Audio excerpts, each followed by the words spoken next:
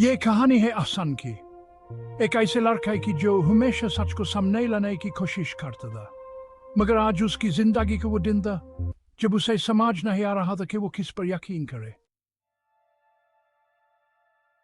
احسان کو اپنے پرانے دوست عارف سے ایک غیر معمولی کال ملتی ہے۔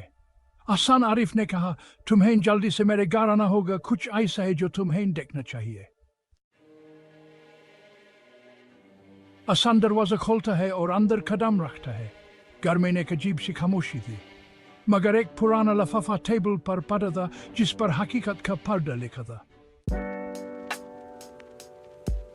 یہ لفافہ عارف کی گزشتہ زندگی کی ایک کہانی چھپا رہا تھا، جس میں چھپی تھی ایسی بات جو کسی نے کبھی سوچی بھی نہیں تھی۔ مگر یہ بات کیا تھی؟ سین 4 Suspense grows, flashback ends abruptly. احسان کو محسوس ہوتا ہے کہ یہ صرف عارف کی زندگی کی کہانی نہیں تھی، بلکہ اس کی اپنی زندگی کی بھی ایک راز اسی کہانی میں چھپا تھا۔ Scene 5 Twists and turns.